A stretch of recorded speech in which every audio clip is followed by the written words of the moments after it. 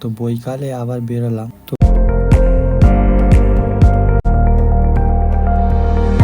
তো এই বন্ধুটা চায়ের দোকানে আসার পর, হ্যালো বন্ধুরা, good morning, welcome to my new video. তো সকাল সকাল ঘুম থেকে উঠেই যে বাগানে আমরা সবাই বসি, ওই জায়গাটায় গিয়ে দেখলাম যা অবস্থা, বসার জায়গাটা পুরোটাই খারাপ হয়ে গিয়েছে। পাশের বাঁশঝাড়টি ওঠাও পড়ে গিয়েছে, আবার আশেপাশে দেখলাম আর কিছু হয়েছে কি না। তো ভালো করে দেখছি যে মাঠটিতে আমরা খেলাধুলা করি, বাঁশঝাড়টি পুরো ওই মাঠেই পড়েছে। তো আর একটি বন্ধু আয় ভিতর দিকে দেখি ওখানে কেমন অবস্থা। তো দেখি জলে নেবেই বলছে আয় ওখানে পাশে কাকা জাল লাগিয়েছে, জালটি দেখি যে ওতে কোনো মাছ আটকেছে কি না। তো আমি বললাম জালটি যদি তুলিস আবার যদি বুঝতে পারে তো কাকা বকাবকি করবে। ও বললো জালটি এমনভাবে তুলবো কাকা বুঝতেই পারবে না আমরা জালটি তুলেছি।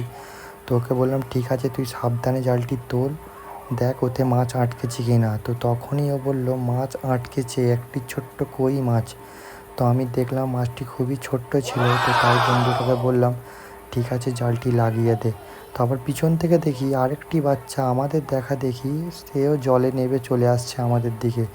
তো আবার ওকে আমি বললাম যা তুই বাড়িতে চলে যা। তো ওইখানে দাঁড়িয়েছিল, বলতে এই বন্ধুটাকে বললাম যে আমরা বাড়ির দিকে যাই। ও বলছে না দাঁড়া, এই দিকের জালটি আরেকবার তুলে দেখি এখানে কোনো মাছ আছে কি না। তো আমি ওকে বললাম যে তুলতেই দেখি একটি ছোট্ট কই মাছ ওখানেও আটকেছে, আর তার পাশে আরেকটি মাছ আছে, সেটাও খুবই ছোট্ট মাছ। যে মাছটি প্রথমে বুঝতে পারিনি, তারপরে দেখলাম যে ছোট্ট কই মাছ ছিল ওটা।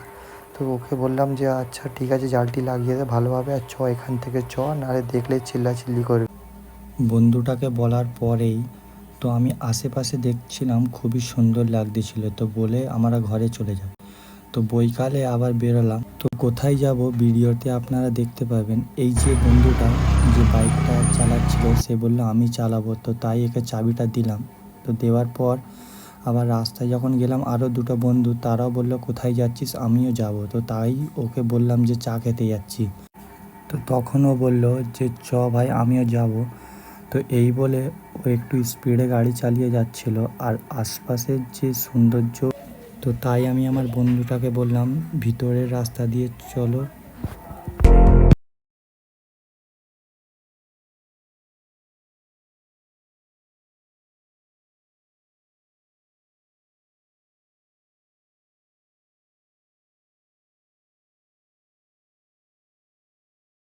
আবার যখনই রাস্তায় আমরা উঠলাম তো আমার বন্ধুটা বলতেছিল বাইকে একদম তেল নেই। তো আমরা পাশের কাকার দোকান থেকে পেট্রোল নিয়ে নিলাম, আর তার সঙ্গে ওই বন্ধুটা যেটা ছিল সেও বললো আমিও পেট্রোল নিয়ে নেওয়ার পর আমরা যে রাস্তা দিয়ে যাচ্ছিলাম রাস্তাটা একটু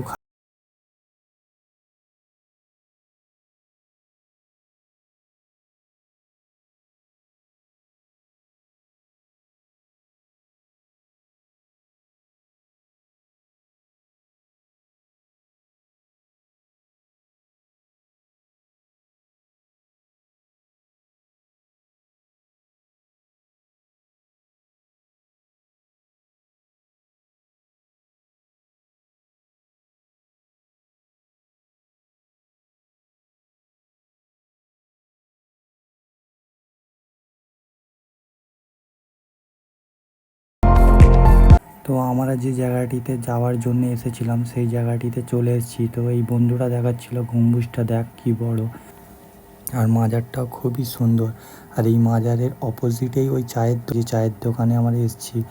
তো এই বন্ধুটা চায়ের দোকানে আসার পরে একটি ডালের বড়া নিল, আর চপ নিল, আমি একটা নিয়েছিলাম। তো আমি এই দোকানের বেশি তেলে ভাজা খাইনি।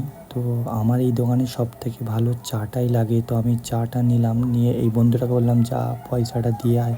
তো এই বন্ধুটা পয়সাটা দিল, দেওয়ার পর আমার আর বেশিক্ষণ ওখানে দাঁড়ায়নি। তো ওখান থেকে নলপুর ঘাটে আমরা চলে গিয়েছিলাম। তো যাওয়ার পর আমরা ভেবেছিলাম কিছুক্ষণ ওখানে বসবো। তো একটি বন্ধুর ফোন আসার কারণে তো আমরা ডিসাইড করলাম যে আর এখানে বসবো না। তো বন্ধুটাকে বললাম বাড়ির দিকেই চলে যাই। তো ওই বন্ধুটাও বললো এরকম ভিডিওতে আবারও দেখা হবে, আজকের জন্য বাই। তো সবাই ভালো থাকবে।